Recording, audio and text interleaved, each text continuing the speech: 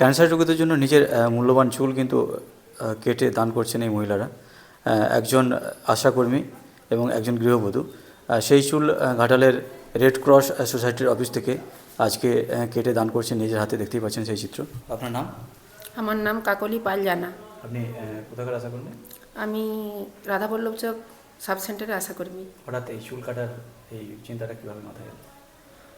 চুল কাটার সিদ্ধান্ত হলো, আমি জানতাম নি, মেয়ের মুখে যখন শুনলাম যে মা চুল ডোনেট করা যায়, সেদিন থেকে আমার মনে হচ্ছে যে একটা মানে মুমূর্ষু পেশেন্ট, তার চুলগুলো উঠে যায়, মেয়েদের মানে কেসটা মানে মেয়েদের সব থেকে বড় সৌন্দর্য, সেটা চলে গেলে সে অনেকটা দুঃখ পায়। আমি এই যদি চুলটা দিলে তাকে সুন্দর দেখায়, আমি তো মানে অনেকটা পাওয়া মনে করি যে আমার চুলটা দান করার পর সে সেজে উঠছে, সুন্দর লাগছে, সেই জন্যে মানে দিলাম। বিষয়টা হচ্ছে Indian Red Cross Ghatal branch সারা বছর ধরে নানান ধরনের মানুষের সেবামূলক কর্মসূচি করে থাকেন। আমাদের এই সংস্থার সভাপতি ঘাটাল ব্রাঞ্চের মাননীয় মহকুমা শাসক শ্রী সুমন বিশ্বাস মহোদয়, তিনি মূলত প্রথম শুরু করেছিলেন এই ধরনের একটা অনুভূতি যে মরণোত্তর দেহদান, অঙ্গদান, চক্ষুদান, চুলদান, এই দানগুলো হয়তো অর্থ দিয়ে নয়, কিন্তু এমন একটা দান যেটা সরাসরি মানুষের সেবার মধ্য দিয়ে ঈশ্বরের সান্নিধ্য পাওয়া যায় বলে আমরা মনে করি।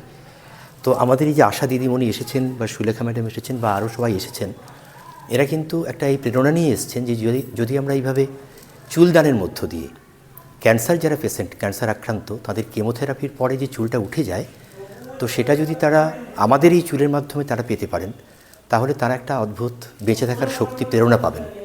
ফলে এটাও তাদের অন্তরে একটা আশা জাগানো, এটা কিন্তু একটা ঈশ্বরের সেবা বলে এরা মনে করেন।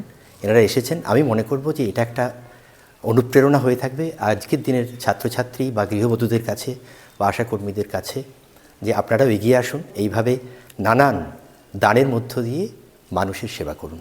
হয়তো অর্থ দিয়ে নয়, কিন্তু এইভাবেও এই ছোট ছোট দান অনেক বড় দানের একটা হিসেব হয়ে দাঁড়াবে।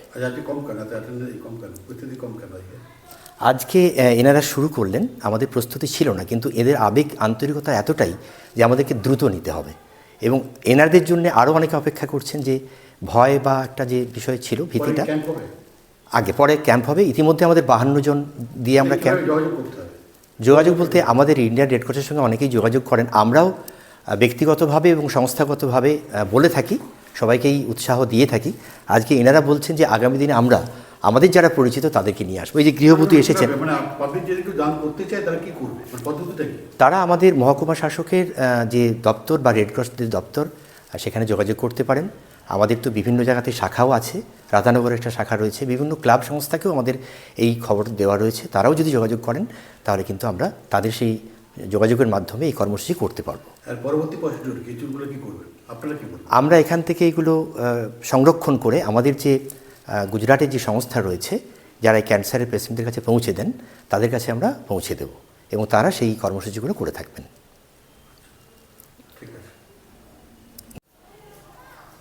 হ্যাঁ, আমাদের আজকে যে ভারতীয় রেড ক্রস সোসাইটির ঘাটাল শাখা থেকে যে চুলদানের কর্মসূচি হচ্ছিল, তাতে যারা দান করেছেন তারা তো ভীষণভাবেই মানুষের সেবা করেছেন। কিন্তু সেই সঙ্গে সঙ্গে উল্লেখ করতে হবে, কৃতজ্ঞতা জানাচ্ছি আমাদের ঘাটালের যে সাইন অ্যান্ড সাইন, তারা এই কেশসজ্জা বা এই কেশের যে প্রসিডিংটা তারা করে দিয়েছেন। চুল কেটে তারা সঠিকভাবে পরিমাপ সহ তারা আমাদেরকে সহযোগিতা করেছেন। আমরা কৃতজ্ঞতা জানাচ্ছি। পক্ষ থেকে আছেন রাজীব প্রামাণিক।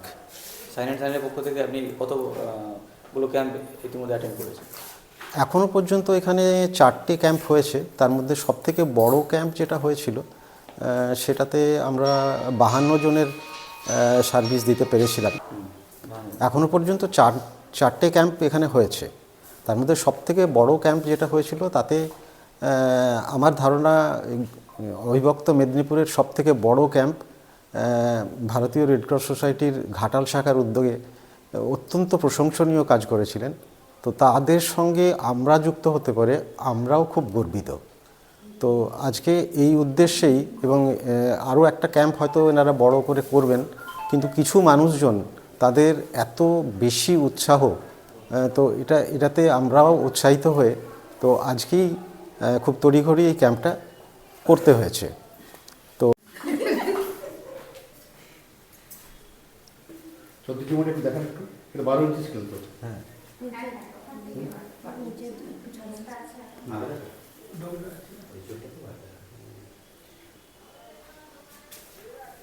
এটা আমরা 2 ইঞ্চির উপরে নেব, এখানে এখানে কাটা লাগাবো, একটু উপরে কাটবো।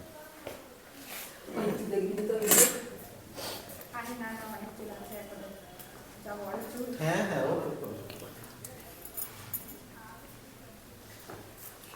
এবং দেখে মনে হচ্ছে সেটা গ্রোয়িং বাড়াবে। কখনো চুল কাটোনি? না, প্রথম কাটছো? প্রথম। প্রথম এভাবে দান করছো ক্যান্সার রোগীর জন্য?